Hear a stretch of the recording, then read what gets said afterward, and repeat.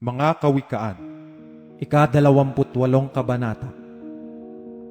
Ang masama ay tumatakas ng walang taong humahabol, ngunit ang matuwid ay matapang na parang leon. Dahil sa pagsalangsang ng lupain ay marami ang kanyang mga pangulo, ngunit sa nag-uunawa at matalino ay malalaon ang kalagayan niya.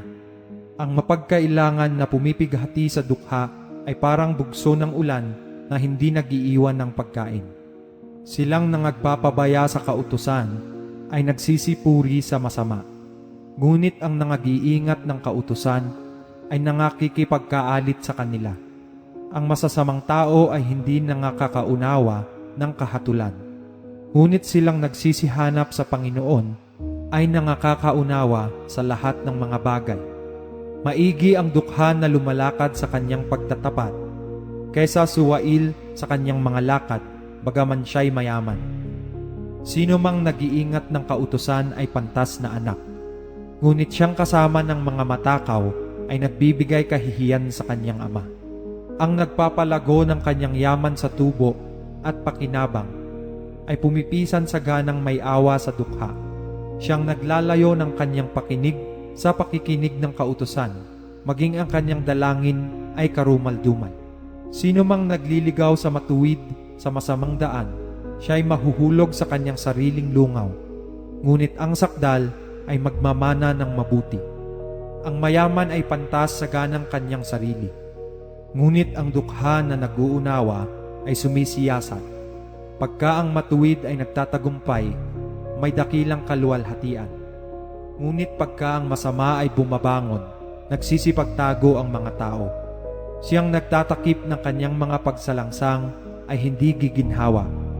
Ngunit ang nagpapahayag at nag-iiwan ng mga yaon ay magtatamo ng kaawaan. Masaya ang tao na natatakot na lagi. Ngunit siyang nagmamatigas ng kanyang kalooban ay mahuhulog sa kahirapan.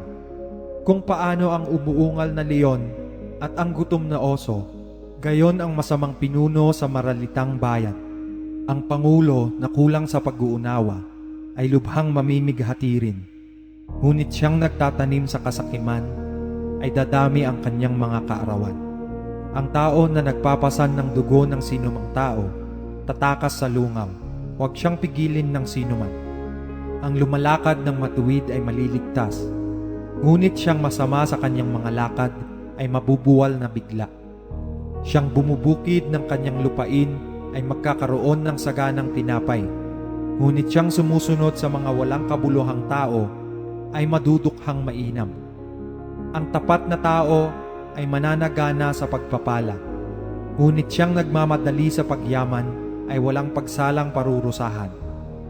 Magkaroon ng pagtatangi sa mga pagkatao ay hindi mabuti, ni hindi man sasalangsang ang tao dahil sa isang putol na tinapay. Siyang may masamang mata ay nagmamadali sa pagyaman at hindi nakakaalam na kasalatan ay darating sa kanya. Siyang sumasaway sa isang tao ay makakasumpong sa ibang araw ng higit na lingap kaysa doon sa kunway pumupuri ng dila. Ang nagnanakaw sa kanyang ama o sa kanyang ina at nagsasabi, hindi ito pagsalangsang, yaoy kasama rin ng maninira. Siyang may sakim na diwa ay humihila ng kaalitan, ngunit siyang naglalagak ng kanyang tiwala sa Panginoon ay tataba. Siyang tumitiwala sa kanyang sariling puso ay mangmang, ngunit ang lumalakad na may kapantasan ay maliligtas. Siyang nagbibigay sa dukha ay hindi masasalat, ngunit siyang nagkukubli ng kanyang mga mata ay magkakaroon ng maraming sumpa.